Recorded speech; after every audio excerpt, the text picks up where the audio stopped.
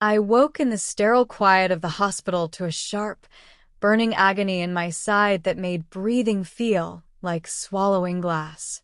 The monitors somewhere down the corridor beeped in steady rhythm, indifferent to the fact that Marcus had put me here 5 hours earlier with his final fit of temper. The fight had been about burned toast. Or maybe it was my phone battery dying. Or the way I'd looked at him. It didn't matter anymore. The reasons were always different, but the pattern was always the same. His voice rising like a storm, mine disappearing into silence. The twins' bedroom door clicking shut as they tried to make themselves invisible. Then his fists. I tried to shift position and nearly screamed from the pain radiating through my torso. The doctor had said internal bleeding, possibly a ruptured organ, bruised kidney at minimum. Rest, observation, possible surgery if the bleeding didn't stabilize. I'd sign myself out against medical advice because the bill was already past $800, and every hour in this bed added numbers I could never pay. My phone sat on the small rolling table, screen dark and accusing. I grabbed it with trembling fingers. 2:03 a.m. My cleaning shift at the Cross penthouse started at 6, and I needed to be there. 5 years I'd worked for Damian Cross. 5 years of steady paychecks that kept me and the twins in the subsidized building. Kept us fed. Kept us one step ahead of eviction. Missing a single shift without notice would mean immediate termination. I knew the rules. I'd sign the contract. Discretion, reliability, invisibility. I dialed home. The phone rang 8 times before going to voicemail. Panic clawed at my throat, sharper than the pain in my side. I tried again. Nothing. Where were Naomi and Nia? A nurse appeared in the doorway, tablet in hand, exhausted eyes scanning my chart. You really shouldn't be trying to leave yet. The doctor wants to monitor the internal bleeding for at least 6 more hours. I need to go home. My voice came out rough, damaged. My daughters are alone. Your daughters left about 90 minutes ago. She didn't even look up. Said they were going to get clothes for you and would be back. Ice flooded my veins. They left? They're 8 years old.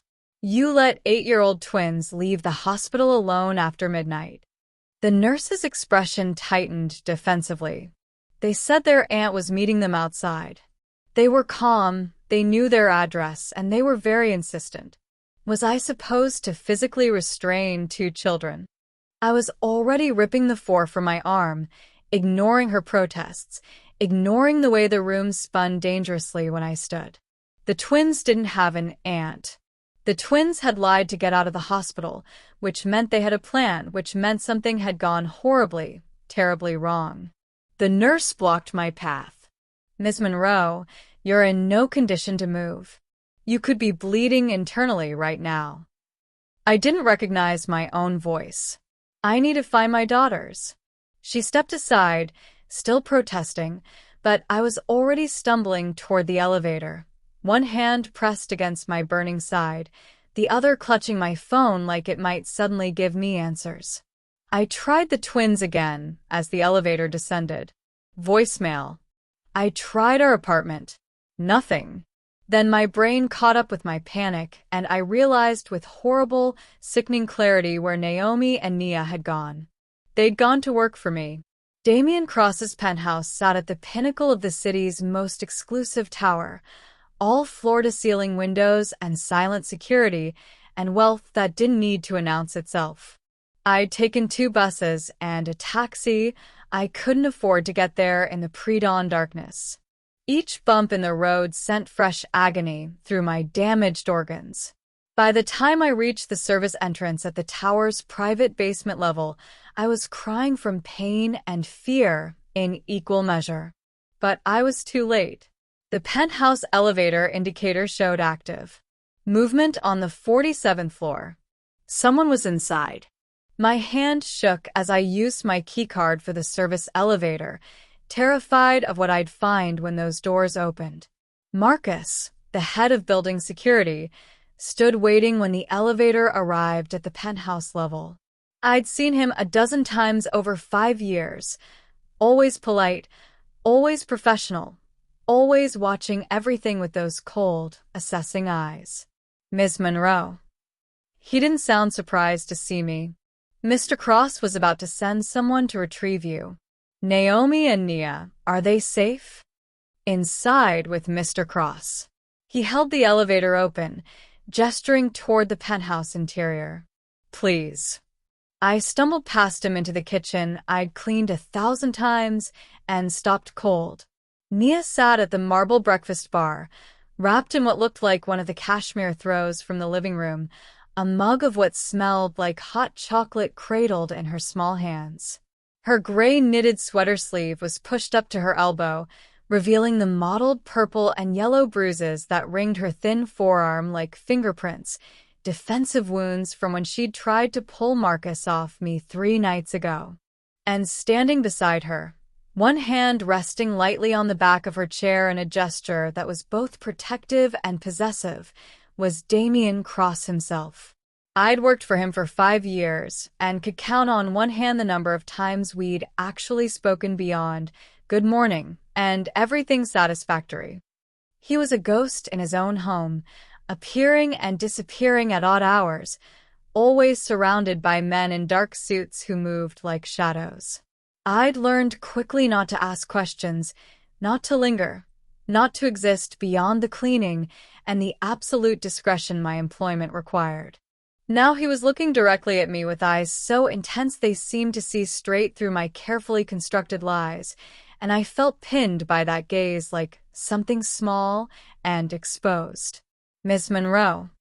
His voice was quiet, controlled, but there was something underneath it that made my skin prickle with wariness. Please sit down before you fall down. Before we dive deeper into this story, grab the twins, take a moment to hit that like to apologize for whatever trouble they caused. Emotional but my legs were shaking too badly to hold me upright anymore. Make sure to subscribe and turn on notifications so you don't miss the next only Marcus's quick reflexes. We also want to hear from you. Straight to Drop a comment below, Nia, and tell us where you're watching across the marble, whether it's your city, baby, your country, where's your sister, or even what just your favorite spot to watch these stories. You couldn't go to work. We love connecting with our global audience. Those now let's get back to the story, like mine meeting my gaze, how far courage can take someone when danger is closing in. You couldn't miss your shift, or we'd lose the apartment. So we came instead. You're 8 years old. We know how to clean the kitchen. We know the routine. Her chin lifted slightly, defiant. We've helped you on weekends. We thought if we just did tonight, you could come back tomorrow when you felt better and everything would be okay. Nothing about this is okay. But even as I said it, I knew she'd been trying to save us the only way she knew how. Trying to protect the fragile stability that was all we had. Ms. Monroe. Damian Cross's voice cut through my rising panic like a blade. Your daughters told me what happened. About Marcus Bennett. About the pattern of abuse that's been ongoing for 9 months. About why you were in the hospital tonight. Shame burned through me, hot and acidic. I looked down at the marble countertop, unable to meet those penetrating dark eyes. I'm sorry they bothered you with our personal problems. It won't happen again. I'll make sure. Look at me. It wasn't a request. I forced my head up, forced myself to meet his gaze, and saw something there that made my breath catch. Rage. Cold, controlled, absolutely lethal rage.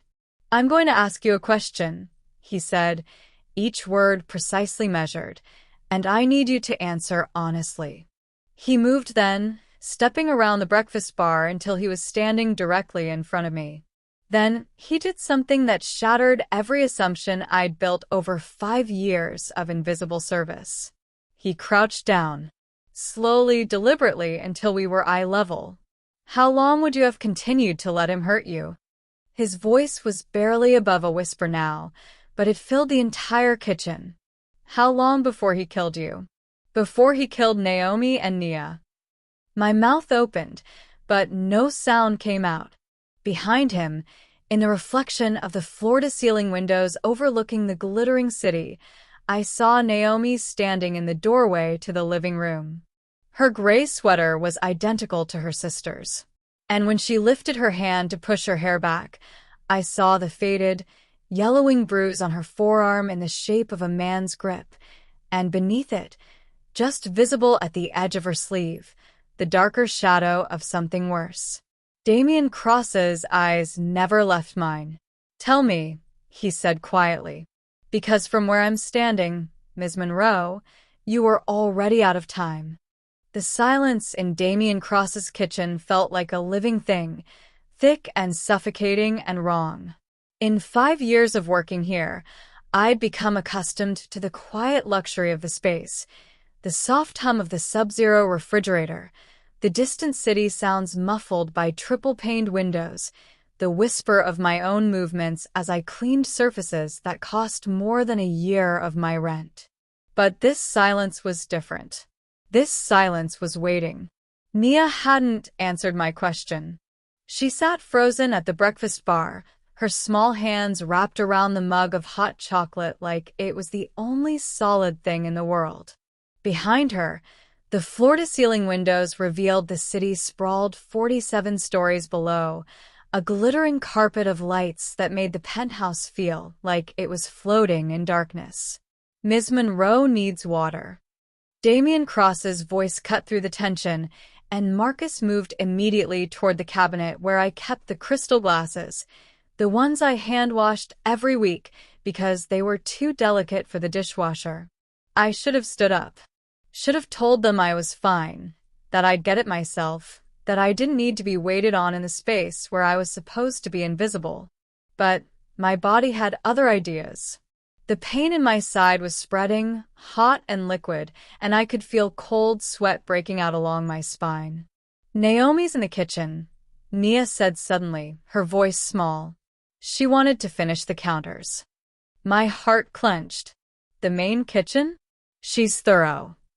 This from Damian Cross, and there was something in his tone that made me look up sharply. "Just like her mother." He moved then, turning toward the archway that led to the main kitchen, the showy space with its Italian marble and custom cabinetry, and the 6-burner range I'd never seen anyone actually cook on. I tried to stand, tried to follow, but Marcus was there with the water, and a hand on my shoulder that was gentle but absolutely firm. "Let him," Marcus said quietly. Through the archway, I could see light spilling across the dark hardwood floors. Could hear the soft sound of cloth against stone. Naomi, working in the middle of the night because her mother had failed to protect her from the kind of life where 8-year-olds believed they had to save their family by cleaning a stranger's kitchen. I was on my feet before I'd made the conscious decision to move, Marcus's protest falling away behind me as I stumbled toward the archway. The pain in my side screamed, but it was nothing compared to the terror clawing at my chest. The main kitchen was exactly as I'd left it 3 days ago. Pristine, silent, perfect.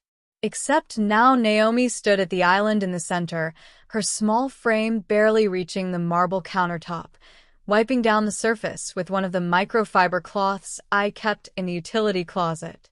Her gray knitted sweater, identical to her sister's, was slightly too big, the sleeves rolled up past her elbows. And Damian Cross stood beside her, watching her work with an expression I couldn't read. "Mama." Naomi's face lit up when she saw me, but the smile faltered when she took in my appearance, the hospital bracelet still on my wrist, the way I was holding my side, the tears I hadn't realized were streaming down my face. "You're supposed to be resting, baby." I moved toward her, each step in agony. "You shouldn't be here. You and Nia should be home, safe in bed." The counter was sticky.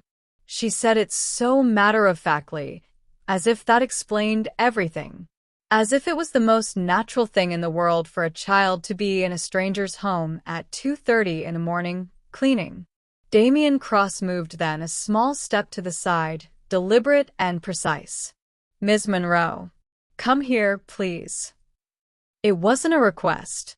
I circled the island, my hand trailing along the cool marble for support, and stopped short when I saw what he'd revealed.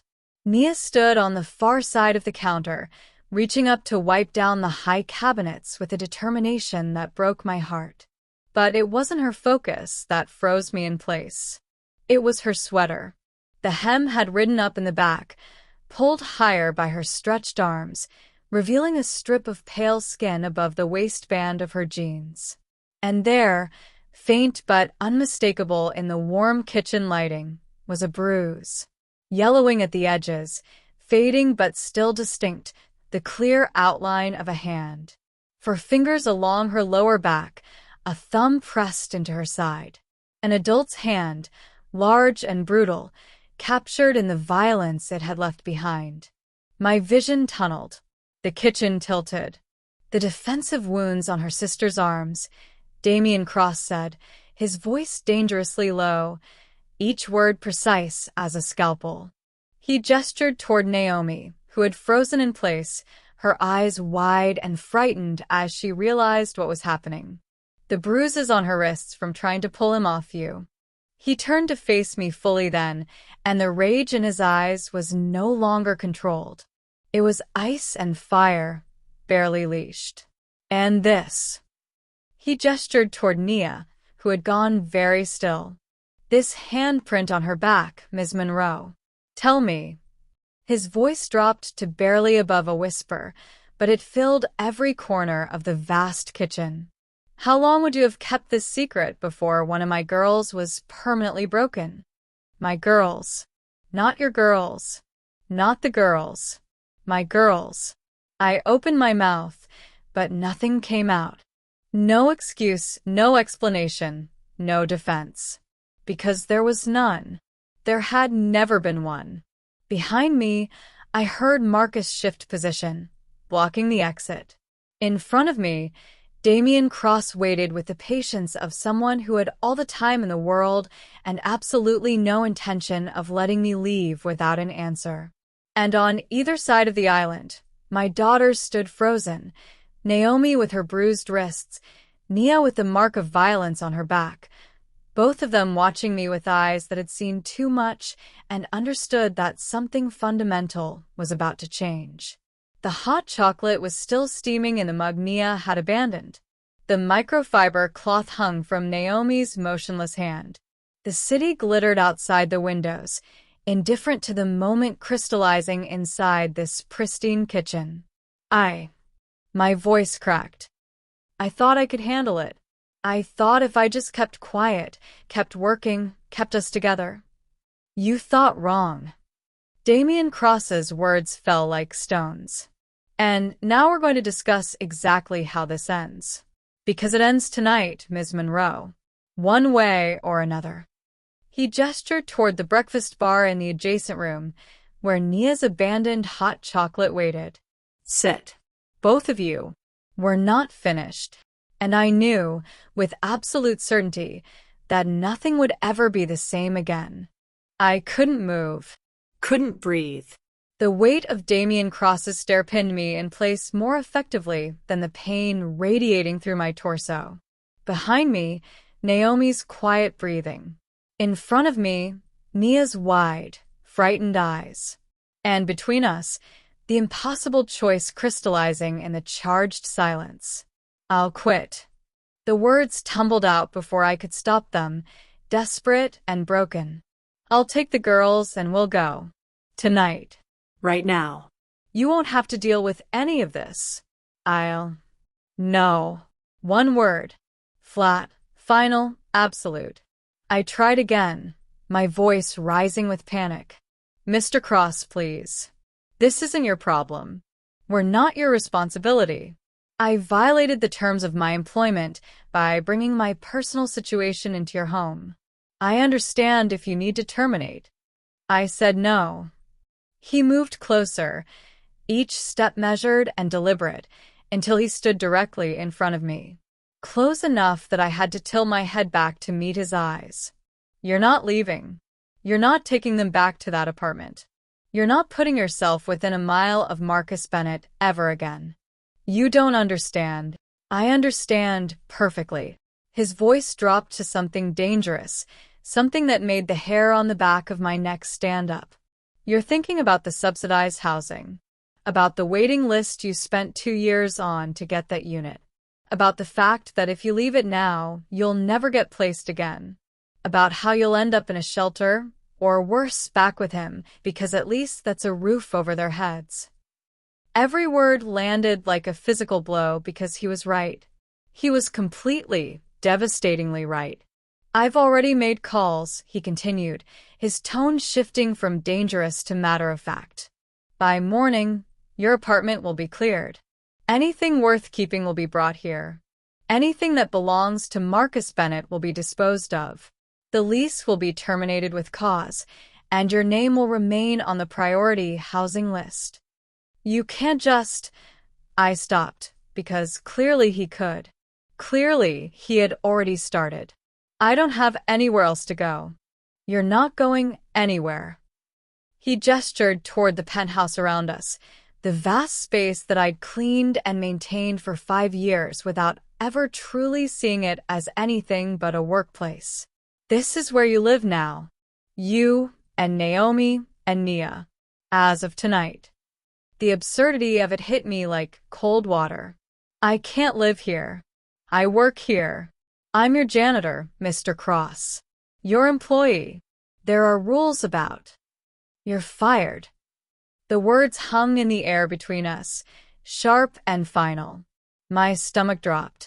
Everything I'd feared, everything I'd been trying to prevent by dragging myself out of that hospital bed and across the city, it was happening anyway. What? As of this moment, you are no longer employed by Cross Properties in any capacity. His expression didn't change. His voice remained perfectly calm. Your employment contract is terminated, which means you are no longer bound by its terms, its restrictions, or its confidentiality clauses. I couldn't process what he was saying. The pain in my side was spreading, making it hard to think clearly. Then I have to leave. If I'm not employed, I can't be here. I don't.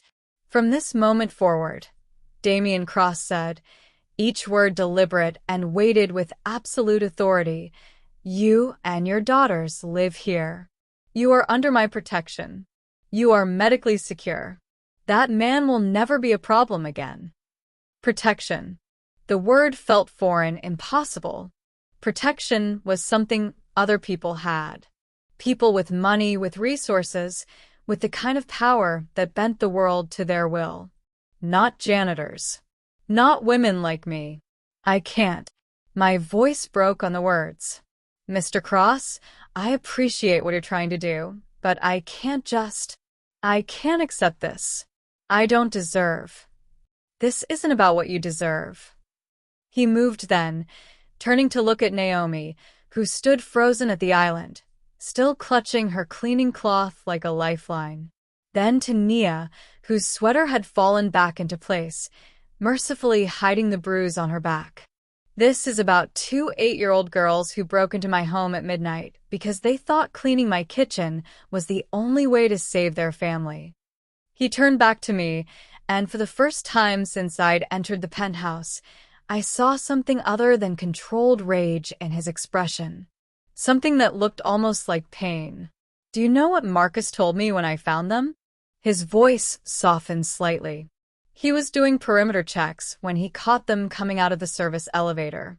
They had your key card, your security codes, a detailed list of every surface that needed to be cleaned and exactly how you clean it. Naomi's voice, small and defensive. Mama wrote everything down. In case of emergencies. In case of emergencies, Damian repeated, his eyes never leaving mine. Because even in your disaster planning, Ms. Monroe, your priority was making sure I had a clean home. Not your safety. Not their safety. My convenience. The shame was overwhelming, burning hotter than the pain in my side. I'm just your janitor. That's all I am. That's all I have to offer. Without this job, you are the mother of 2 children who risked their lives to protect you. He cut through my words like they were nothing, his voice sharp as broken glass. 2 children who love you enough to lie to hospital staff, to travel across the city alone in the middle of the night, to do work they're far too young for, all so you wouldn't lose the only stability you could give them. That status, Ms. Monroe, is higher than any job title. I wanted to argue, wanted to cling to the familiar patterns, the safe roles, the clear boundaries between employer and employee. But Naomi was crying silently, her small shoulders shaking. And Nia had moved closer, pressing against my leg like she used to do when she was younger and scared of thunderstorms. I don't know how to accept this, I whispered. You don't have to know how. Damian's voice gentled slightly. You just have to say yes. Everything else, the logistics, the safety measures, the medical care, dealing with Marcus Bennett, I'll handle it. That's what protection means. Marcus, the security chief, cleared his throat from the doorway. Sir, the guest suite is ready.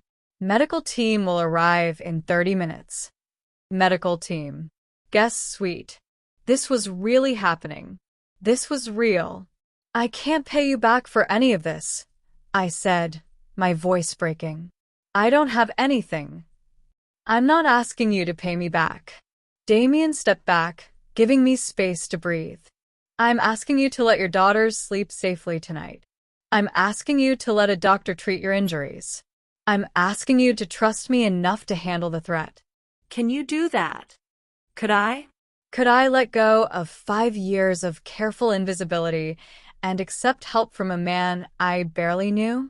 Could I trust that this wasn't some elaborate trap, that there wouldn't be a price I couldn't afford to pay later? I looked at Naomi, at Nia, at their bruised arms and tired eyes, and the way they were watching me with desperate hope. Yes, I whispered. Yes. The guest wing existed in a part of the penthouse I'd only ever seen through doorways, spaces I was meant to clean but never inhabit. Now Marcus was guiding me through those doorways with a hand hovering near my elbow, ready to catch me if I stumbled, while Naomi and Nia followed close behind like small shadows. The suite was larger than our entire apartment. Floor-to-ceiling windows overlooked the city on 2 sides, the pre-dawn darkness still thick beyond the glass. A king-sized bed dominated one wall, dressed in linens that probably cost more than a month of my rent. Adjacent was a sitting area with a sectional sofa in cream leather, a coffee table made of what looked like solid marble, and built-in shelving lined with books I'd dusted but never dared to touch. The medical team is en route, Marcus said, gesturing toward the bedroom. They'll need you lying down for the examination. There's a bathroom through there if you need it first.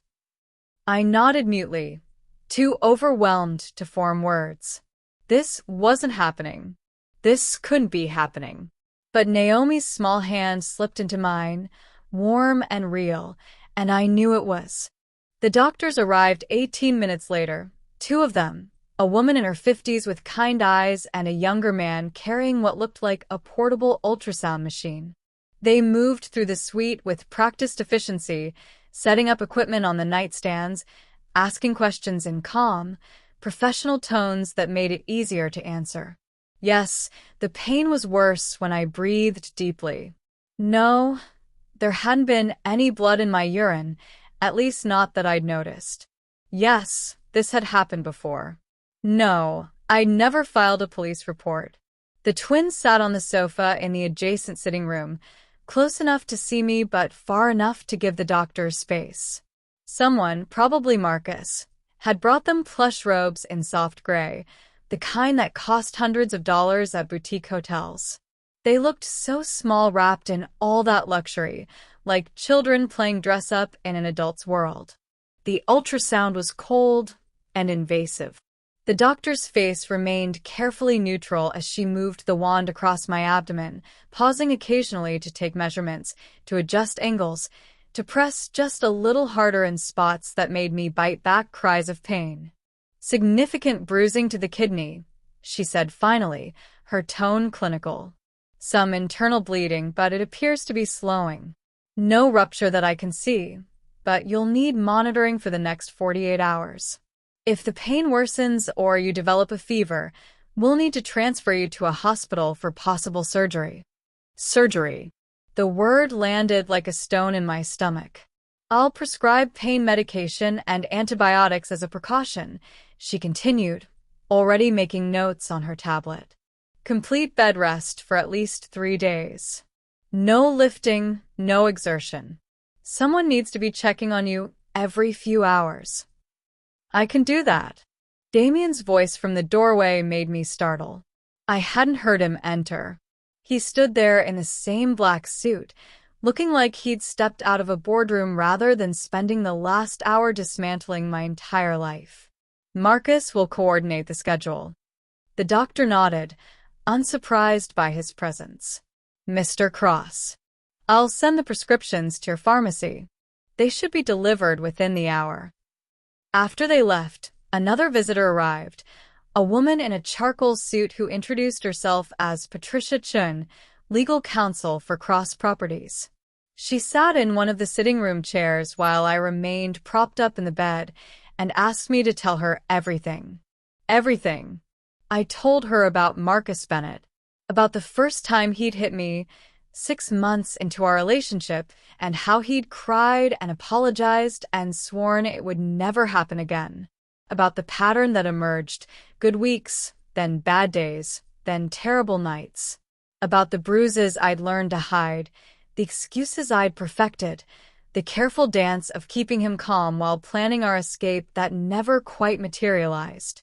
I told her about the twins watching from their bedroom doorway, about Nia stepping between us 3 nights ago and taking a blow meant for me, about Naomi trying to pull him off and earning the bruises that ringed her wrists. Patricia's expression never changed.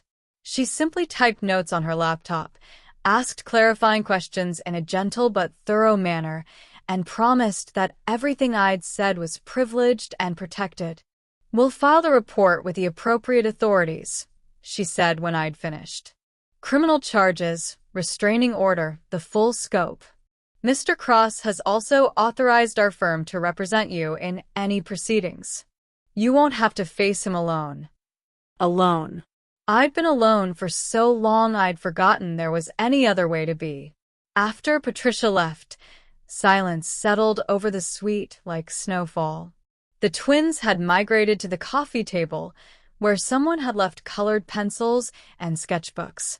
Naomi was drawing what looked like flowers, her tongue poking out slightly in concentration. Nia was making careful patterns, geometric shapes in blues and purples that reminded me of the city lights beyond the windows.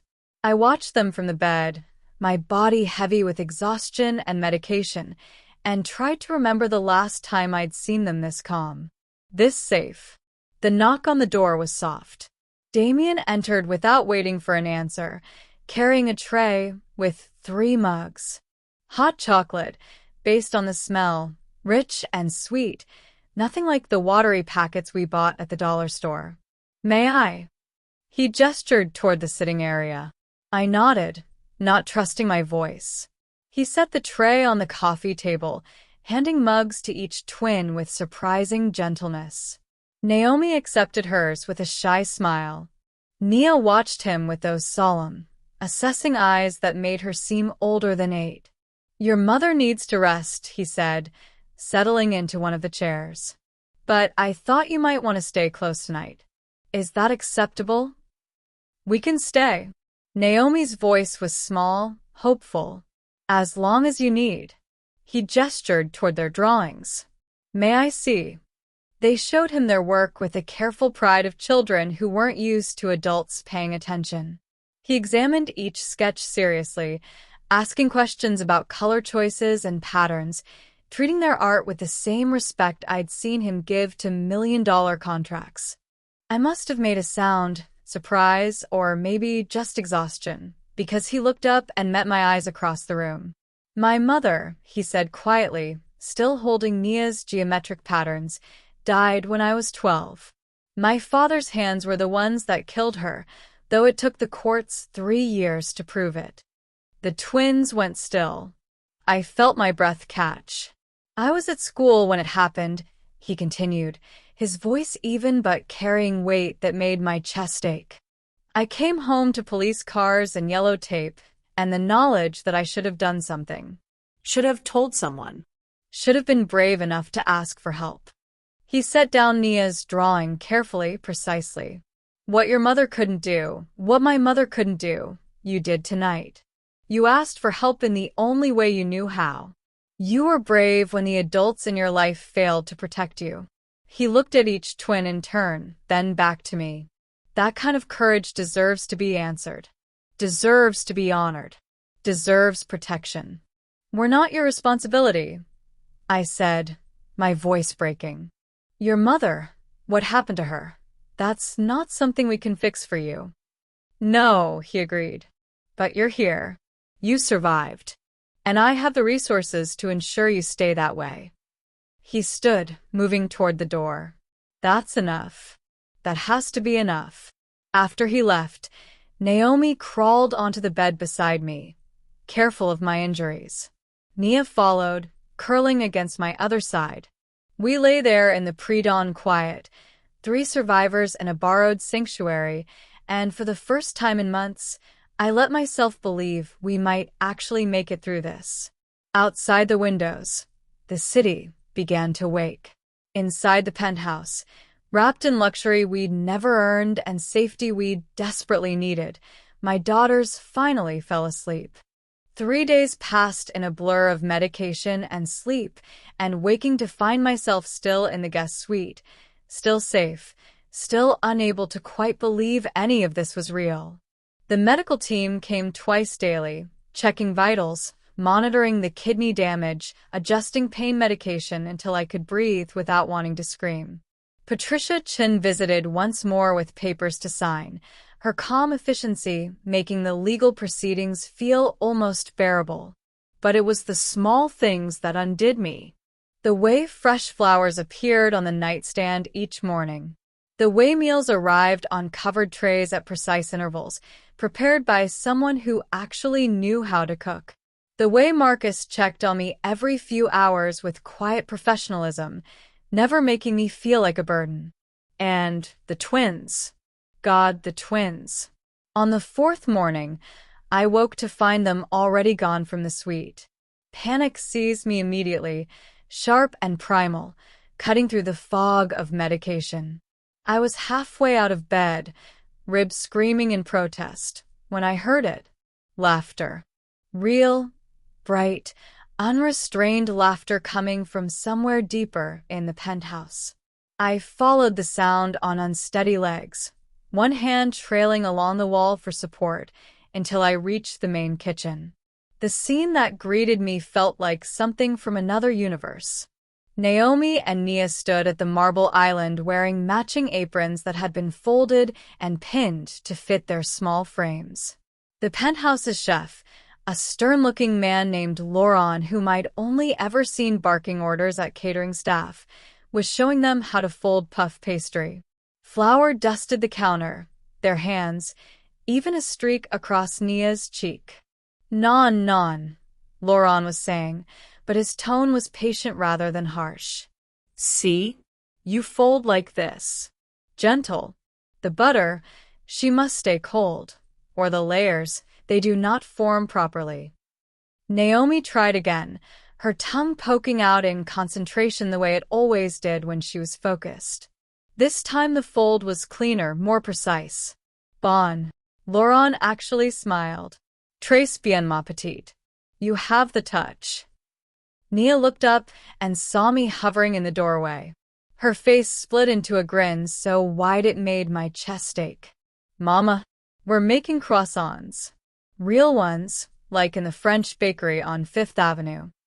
The French bakery we'd only ever looked at through the window because a single pastry cost more than our weekly grocery budget. I can see that. I moved into the kitchen slowly, every step still painful. It looks complicated. Everything is complicated until you learn the pattern. Lauren said, glancing at me with sharp eyes that missed nothing. The girls, they learn quickly.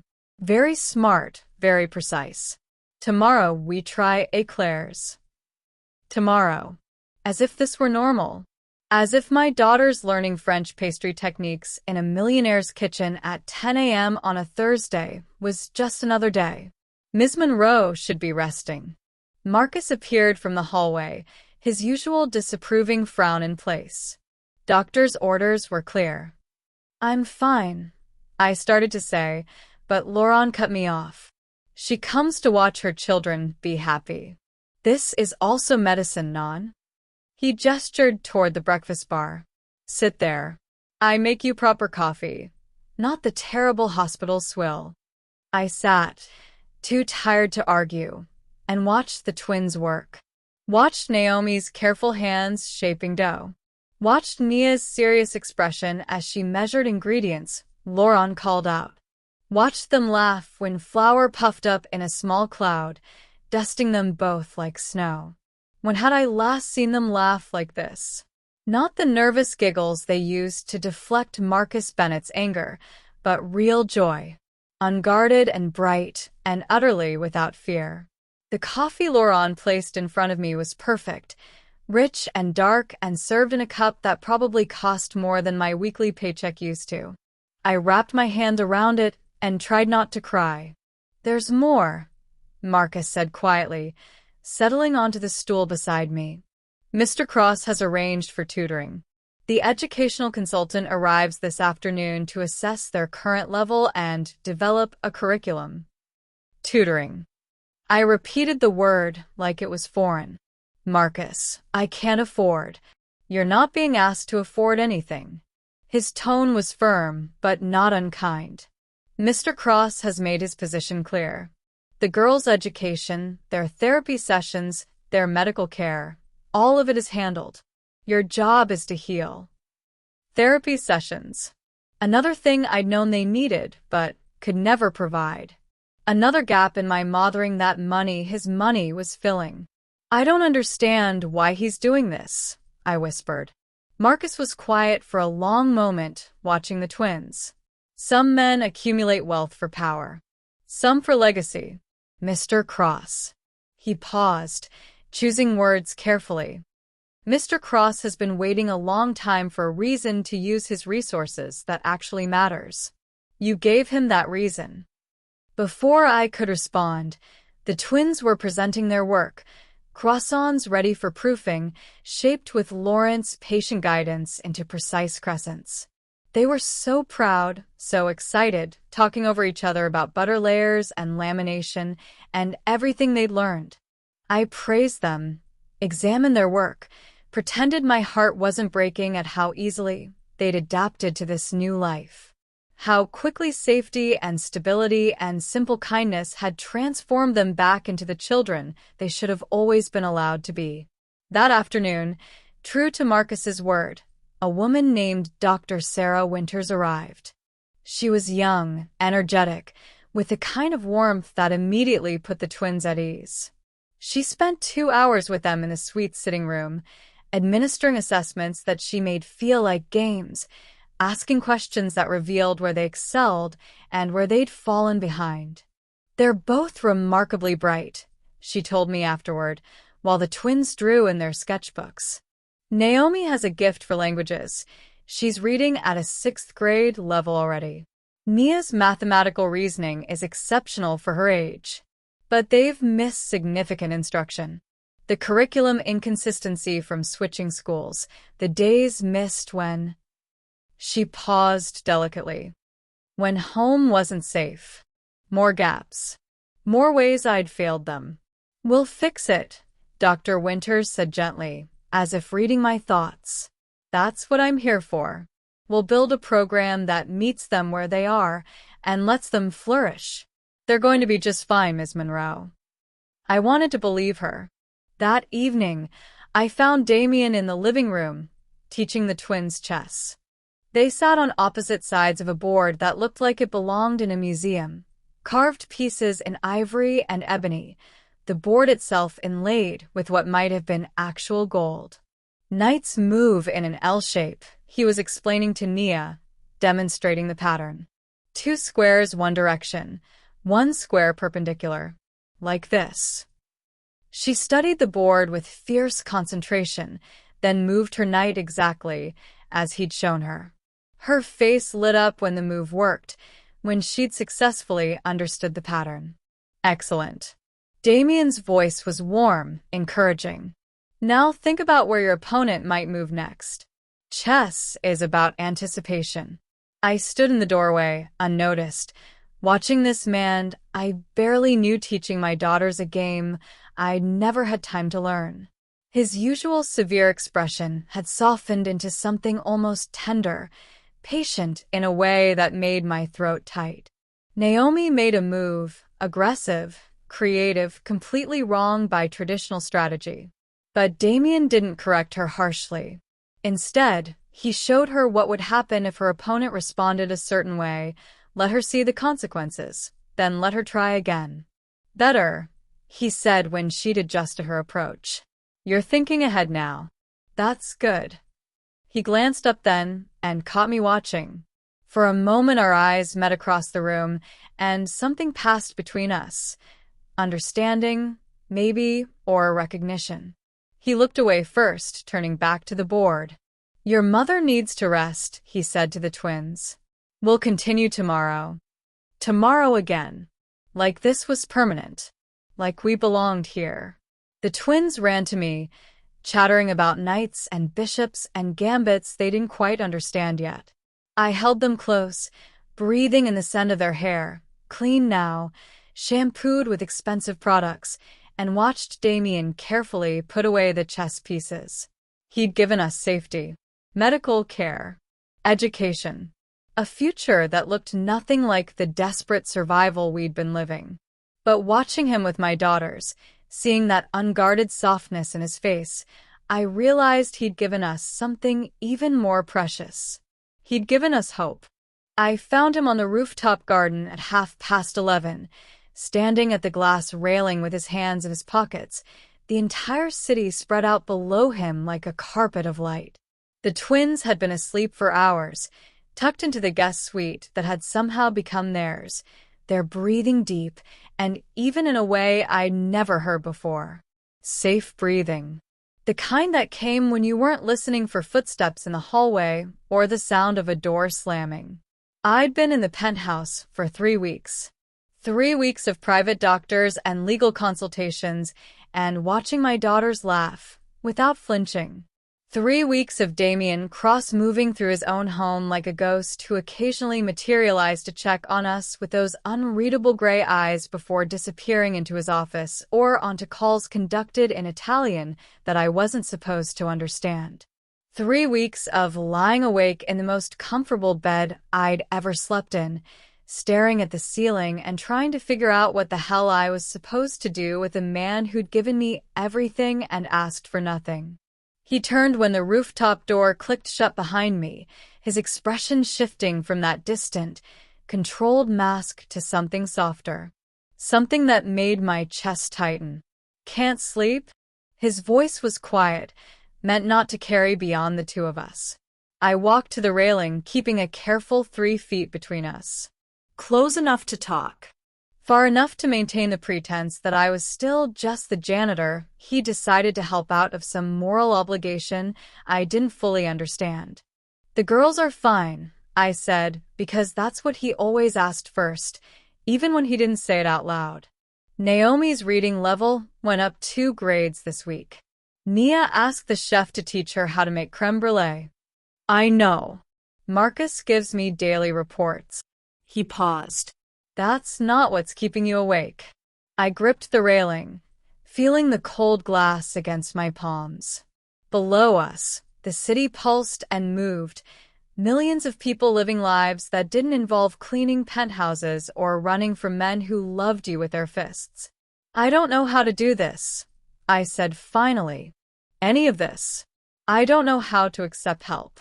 I don't know how to not be afraid every time I hear a door open. I don't know how to watch my daughters become different people, better people, and not feel like I failed them for 8 years by keeping them in that apartment with him.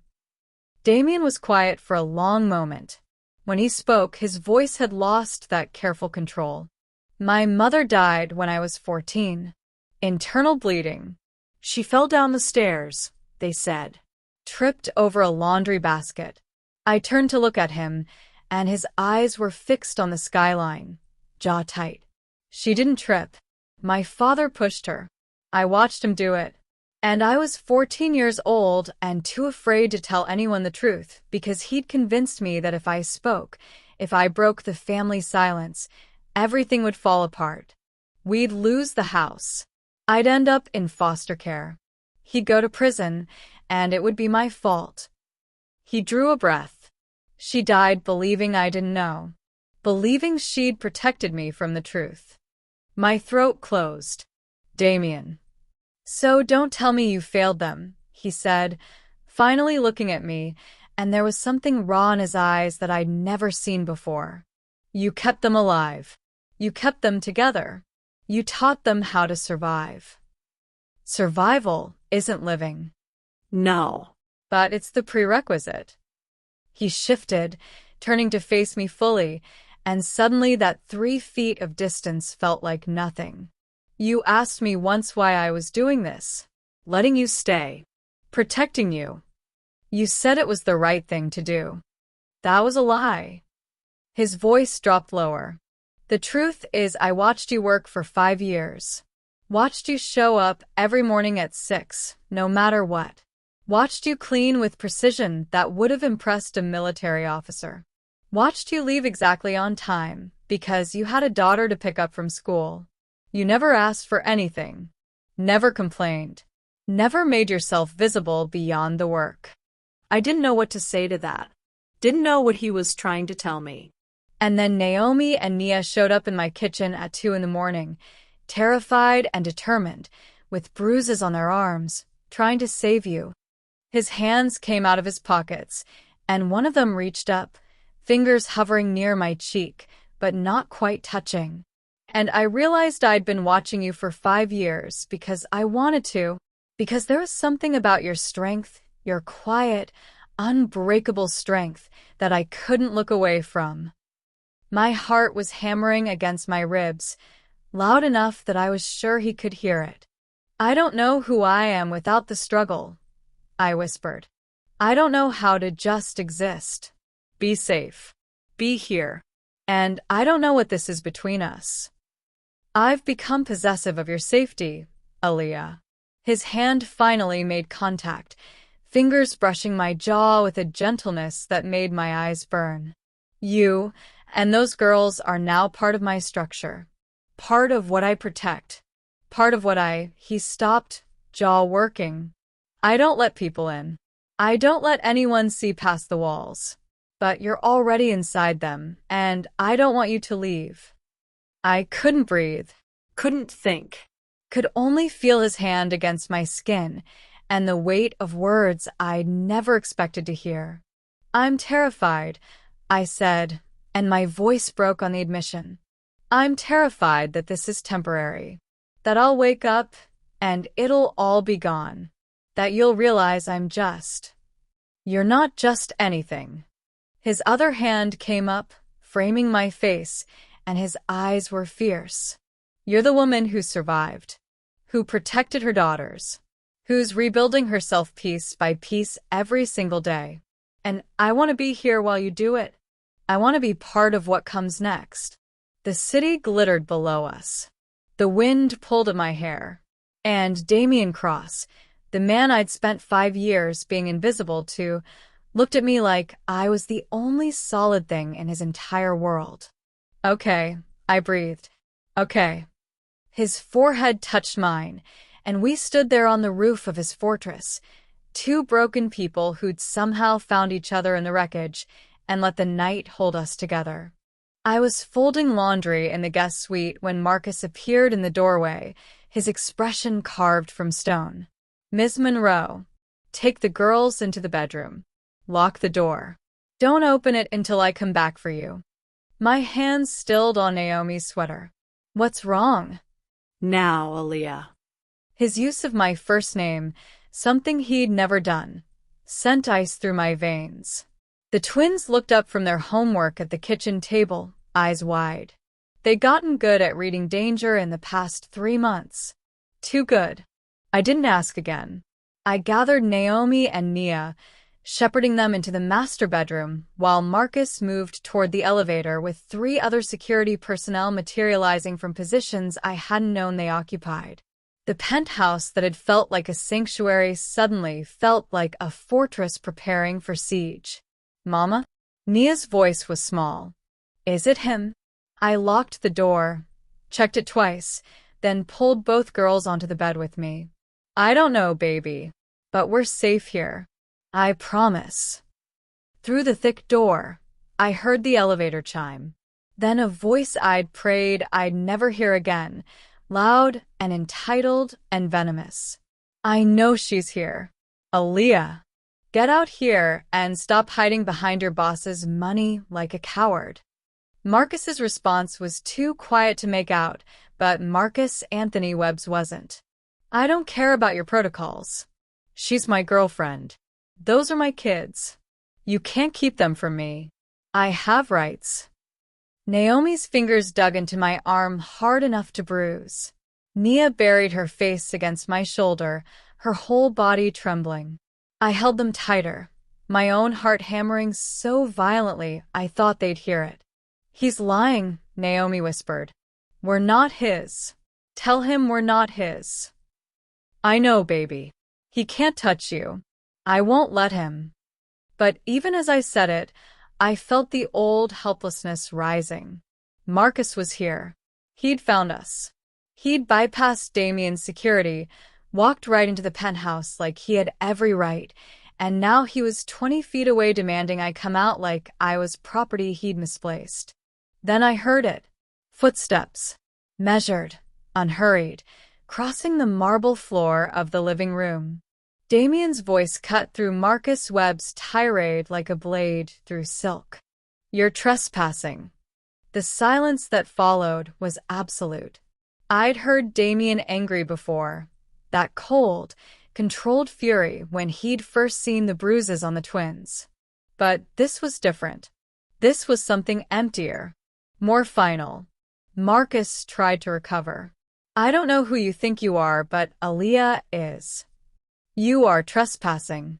Damian's voice didn't rise. Didn't need to. "Leave now, or I will ensure you are erased from the public record." "You can't threaten me. I'll call the police." "Please do." There was something almost pleasant in Damian's tone now, which made it infinitely more terrifying. "I've already filed a comprehensive report with the district attorney's office documenting 8 months of escalating domestic violence, including photographs of injuries sustained by Ms. Monroe and her daughters. I have hospital records, witness statements, and security footage of you attempting to force entry into my private residence. The restraining order was filed this morning. You are currently in violation of that order." Aaliyah wouldn't. "Ms. Monroe is under my protection. Her daughters are under my protection. You have 10 seconds to walk back into that elevator before my security removes you." And Mr. Webb, the pleasantness vanished. "If you ever attempt to contact them again, if you so much as search their names online, I will dedicate considerable resources to ensuring your life becomes extraordinarily difficult. I have connections in places you can't imagine.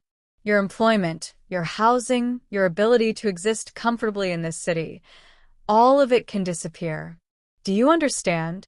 I couldn't hear Marcus's response, but I heard the scuffle. Heard Marcus's security team moving. Heard Marcus Webb shouting threats that became pleas that became nothing as the elevator doors closed. Then Damian's voice, quiet now, just outside the bedroom door. "Aaliyah, it's over. You can open the door." My hands shook so badly it took 3 tries to turn the lock. When the door swung open, Damian stood in the hallway in his impeccable black suit, his face composed, his hands steady. Like he hadn't just dismantled a man with nothing but words and absolute certainty. The twins ran to him before I could stop them. Naomi crashed into his legs, sobbing. Nia wrapped her arms around his waist, her small body racked with relieved trembling. Damian didn't hesitate. He knelt, gathering both girls against his chest, one large hand cradling each small head. "You're safe," he murmured. "I promise you. He can't hurt you anymore." I stood frozen in the doorway, watching this man, this powerful, dangerous, untouchable man, hold my daughters like they were made of porcelain and promise them protection I'd never been able to guarantee. He looked up at me over their heads, and in his eyes I saw the question he'd asked 3 months ago reflected back. How long would I have continued? How long would I have let Marcus Webb terrorize us, believing we deserved nothing better, believing we were too small and too broken to be worth protecting? I crossed the space between us and sank down beside them, my arms wrapping around all three. Choosing this. Choosing him. Choosing the absolute certainty that we would never be that afraid again. "Thank you," I whispered against his shoulder. Damian's arm came around me, solid and unmovable. "You don't think family, Aaliyah." I found Damian in his office 3 days after Marcus was removed from the penthouse. 3 days of sleeping without startling awake at every sound.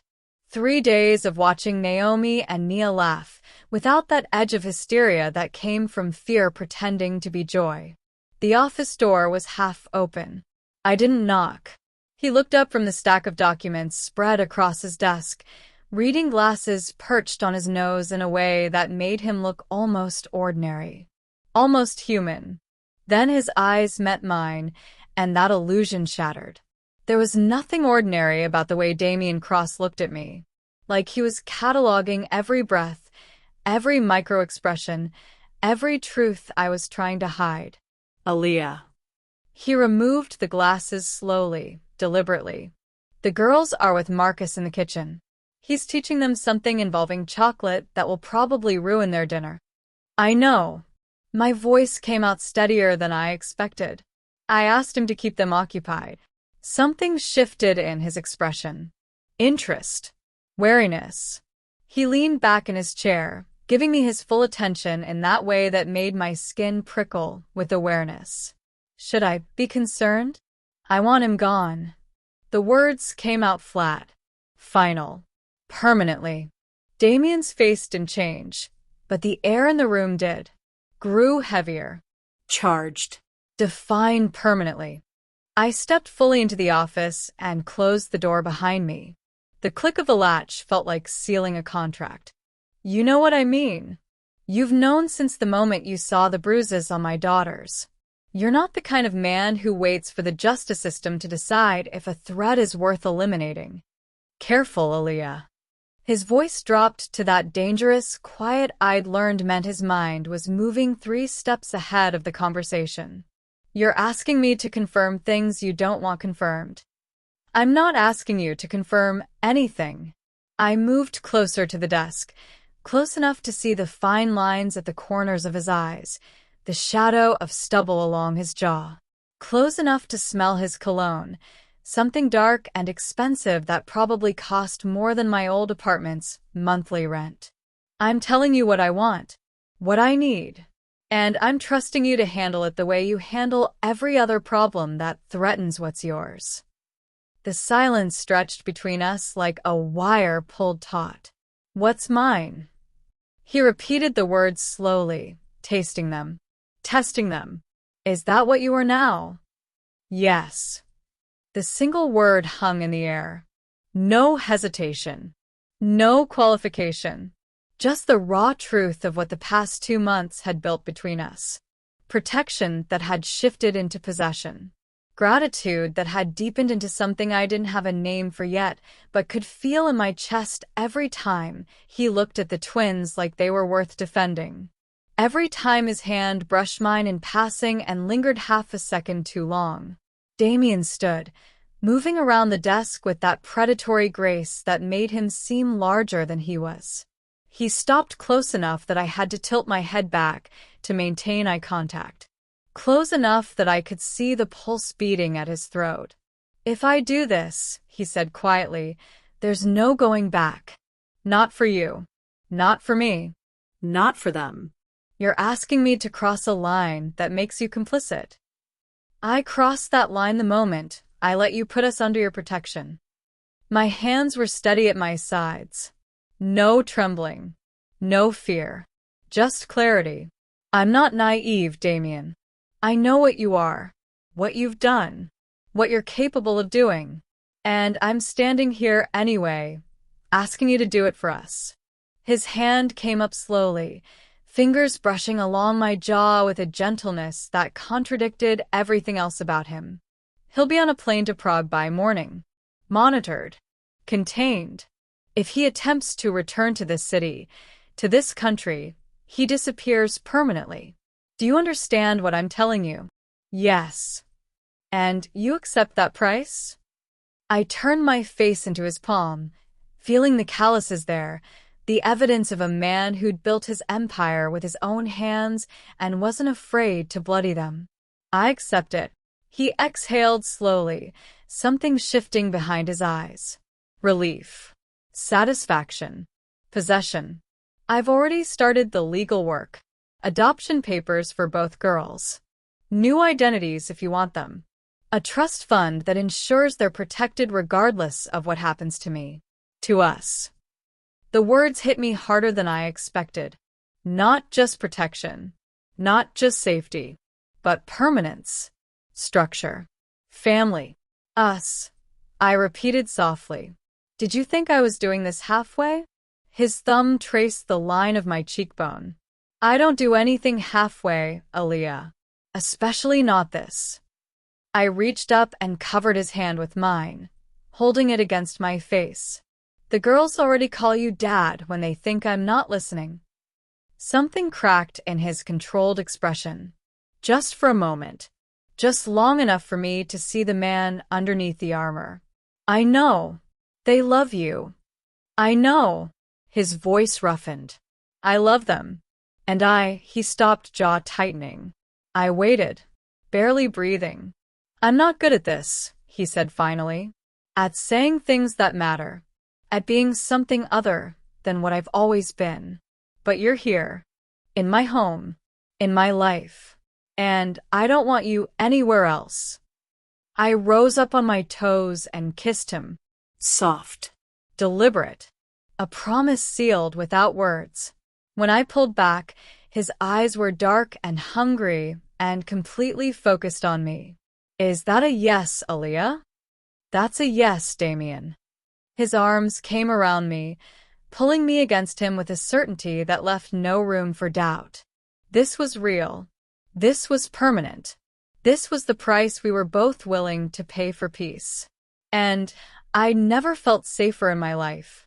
I woke to sunlight streaming through floor-to-ceiling windows and the sound of laughter echoing from the kitchen. Not the brittle, careful laughter I'd grown used to in our old life, but something full and unguarded. Real. 6 months had passed since that night. 6 months since Damian had looked at my bruises and my daughter's terror and declared with that lethal calm that we were under his protection. That the man who'd hurt us would never be a problem again. He'd kept that promise. I stretched carefully, testing for the phantom ache in my side that had finally faded 3 weeks ago. Gone. Just like the fear that used to sit like a stone in my chest every time I heard footsteps in the hallway or a door slam too hard. The bedroom I'd been given that first night as a temporary sanctuary had somehow become permanent. Then Damian's things had begun appearing alongside mine. A watch on the dresser. His jacket on the chair.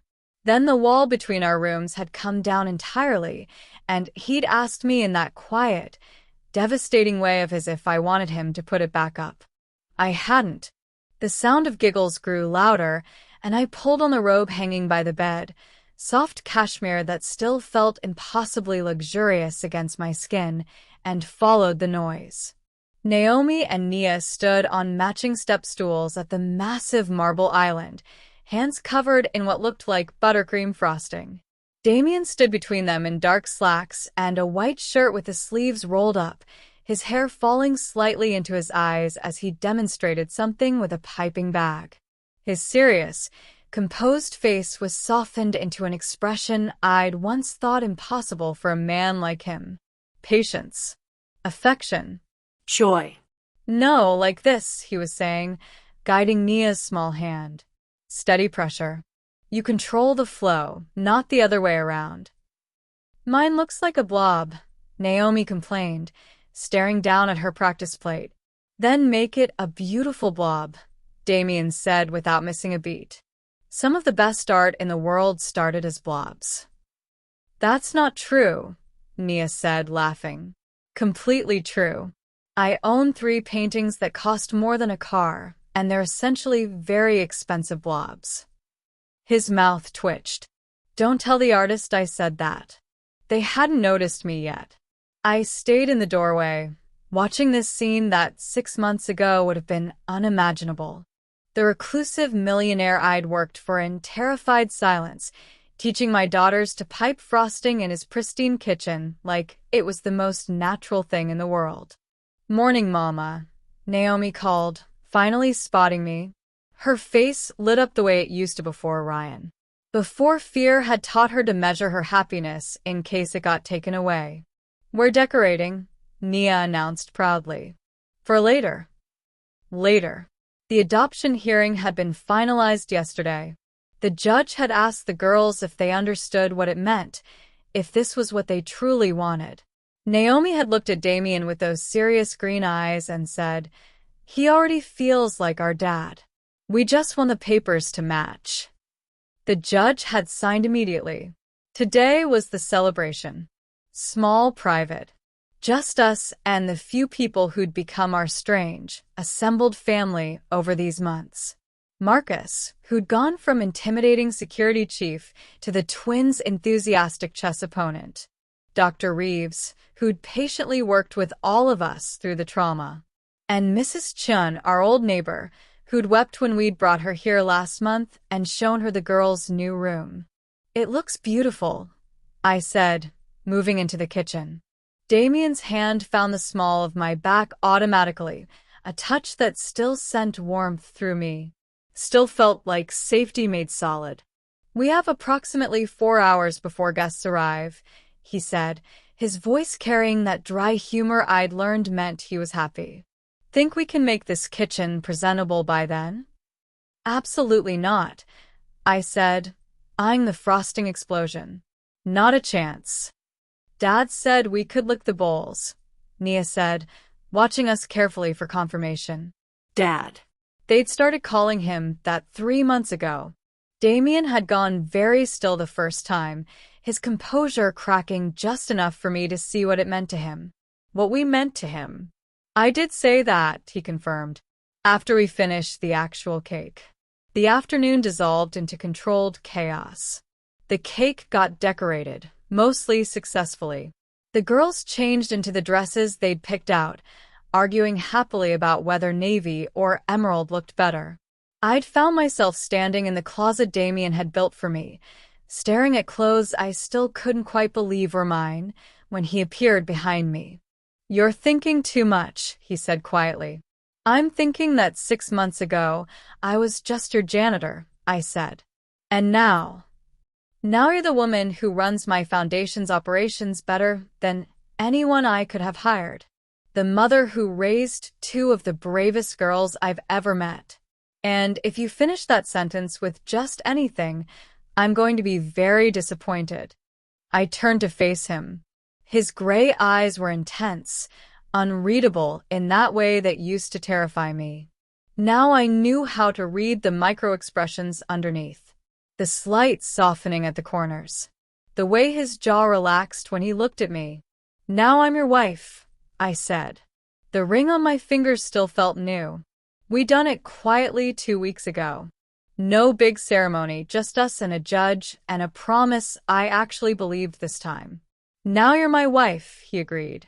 And in about 20 minutes, We're going to celebrate the fact that Naomi Cross and Nia Cross are legally, irrevocably ours. Our guests arrived precisely on time. The penthouse filled with warm light and warmer voices. The twins showed everyone their frosting work with pride.